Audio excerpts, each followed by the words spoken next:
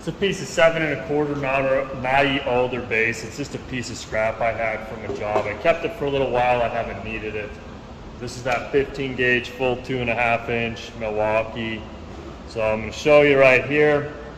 So what I typically do is when I'm shooting this stuff, especially at this pace, is you want to hit it right there in the miter. So you get that big 2.5 inch pin, and that's actually dialed back. That's not full depth. So I have that so I'm not shooting all the way through the miter on it.